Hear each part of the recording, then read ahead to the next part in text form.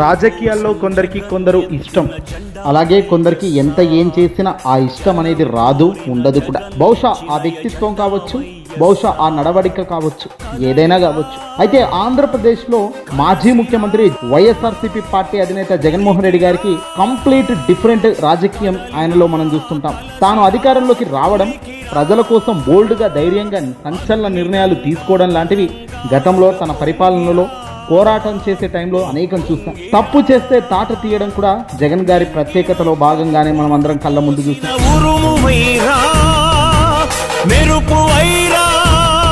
అయితే ఇప్పుడు తమిళనాడు టీవీకే అధినేత, తమిళనాడుకు కాబోయే ముఖ్యమంత్రి విజయ్ తలపతి. గత వారం రోజులుగా విజయ్ అనే పేరు బలంగా దేశవ్యాప్తంగా వినబడుతూనే ఉంది కదా. టీవీకే పార్టీ అధినేత విజయ్ తమిళనాడులో గెలవడం, ముఖ్యమంత్రి చైర్లో బహుశా కొద్ది రోజుల్లో ఇక కూర్చోవడం లాంటివి చేస్తూనే ఉంటారు. అయితే ఈ పరిణామాల్లో జగన్ గారికి అతి ఇష్టమైన మనిషిగా, బ్రదర్ బాండ్గా ఓ మనిషి ఉన్నాడు అంటే అది విజయ్ తలపతి అని అంటున్నారు. నేడు ఈ విజయ్ తలపతి సినిమాలు కూడా జగన్మోహన్ రెడ్డి గారు బాగా ఇష్టంగా చూస్తుండేవారట. రాజకీయాల్లోకి ఆయన వస్తున్నారని తెలియగానే మొదట జగన్మోహన్ రెడ్డి గారి బెస్ట్ విషెస్ కూడా చెప్పారట. రాజకీయాల్లో ఆయన వచ్చే ముందు కూడా జగన్మోహన్ రెడ్డి గారితో భేటీ అయిన తర్వాత తన వ్యూహాల గురించి కూడా అడిగి తెలుసుకుని ఎలా చేస్తే తమిళనాడు రాష్ట్ర ప్రజలకు ఇంకా మేలు కలుగుతుంది అనే అంచనాలు అన్వేషించుకున్న తర్వాతే అడుగు వేసినట్టుగా తెలుస్తుంది. ఇక నేడు విజయ్ తలపతి మేనిఫెస్టో, అంటే టీవీకే పార్టీ అధినేతగా ఉన్న విజయ్ మేనిఫెస్టో చూసినా కూడా ఆ వేవ్ అర్థమవుతూనే ఉంటుంది. జగన్ గారు అంటే అంతే అభిమానంతో, అంతే ప్రేమ చూపడంలో విజయ్ తలపతి కూడా ఎప్పుడు వెనకడుగు వేయరు. ఒక ఫ్యామిలీ కనెక్షన్ మాదిరిగా వాళ్ళకు ఆ బాండ్ ఉంటుంది, ఒక బ్రదర్ బాండ్ మాదిరిగా. జగన్మోహన్ రెడ్డి గారి కుటుంబ సభ్యుల్లో ఒకరి ఫంక్షన్లో సాక్షాత్తు విజయ్ తలపతి కూడా ఆ వేడుకకు రావడం, జగన్ అలాగే విజయ్ ఇద్దరు ఒకే వేదికలో కనబడడం ఆనాడు కాదు నేడు కూడా ఇప్పుడు ఆ వీడియో సంచలనంగా కనబడుతూనే ఉంది, మన మధ్య చక్కర్లు కొడుతూనే ఉంది.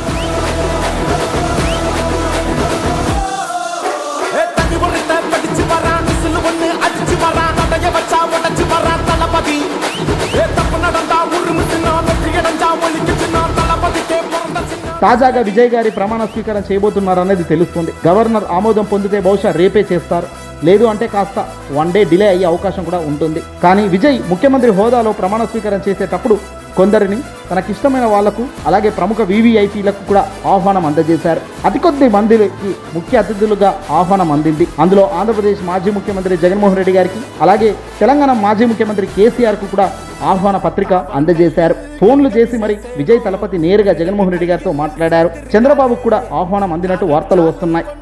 ఇక తమిళనాడు, తెలంగాణ అనే ఆంధ్ర, ప్రస్తుతం ఈ 3 రాష్ట్రాలు కూడా అత్యంత బలంగా దేశంలో తయారయ్యేందుకు, నిలబడేందుకు సిద్ధమవుతున్న తరుణం స్పష్టంగా కనబడుతున్నాయి. ప్రాంతీయ పార్టీలు కాకుండా దేశవ్యాప్తంగా నేషనల్ డెమోక్రటిక్ అలయన్స్ NDA ఏలాలని చూస్తుంది. NDA దేశం మొత్తం పాకాలని చూస్తున్న తరుణంలో ఇదిగో ఇలాంటి సీక్వెన్స్, ఇలాంటి ట్విస్ట్ బ్రేకులు ఖచ్చితంగా రావాల్సిందే. సొంతంగా రాష్ట్రాలు ప్రాంతీయ పార్టీల చేతిలో ఉంటేనే అత్యంత బలంగా, ప్రతిష్టాత్మకంగా ఉంటాయి.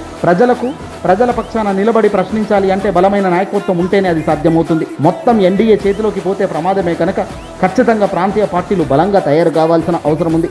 అందులో ఆంధ్రప్రదేశ్లో జగన్, తెలంగాణలో ఇటు KCR చేతిలో బాగానే బలం ఉంది. రాబోయే కాలంలో ఇక తమిళనాడు సైతం అత్యంత ప్రతిష్టాత్మకంగా లార్జెస్ట్ పార్టీగా టీవీకే తలపతి పార్టీ మారబోతున్నట్టుగా సమాచారం అందుతుంది. ప్రజలు సైతం ఎప్పటికప్పుడు అప్రమత్తంతో అధికారం ఎవరికి ఎందుకు ఇవ్వాలి అనే దాంట్లో ప్రజలకు ఫుల్ క్లారిటీ ఉండటమే ఎక్కడ ఆశ్చర్యం.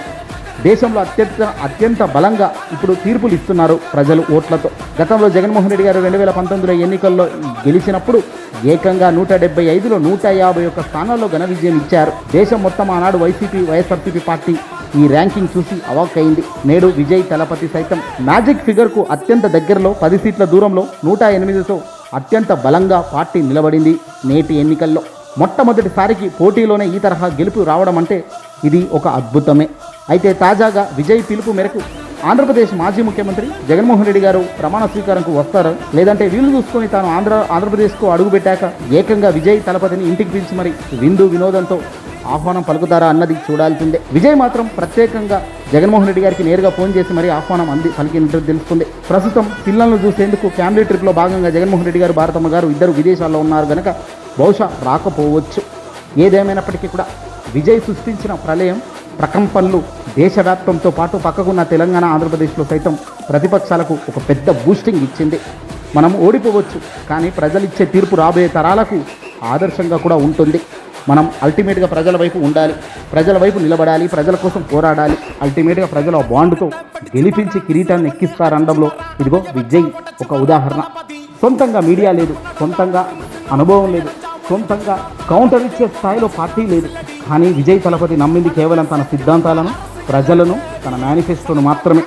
సోషల్ మీడియా యుగంలో ప్రజలిచ్చే తీర్పు అంతిమంగా ఫైనల్ డిసిషన్ ఎలా ఉంటుందో ఇదిగో ఈ తీర్పుతోనే దెబ్బ కొట్టింది.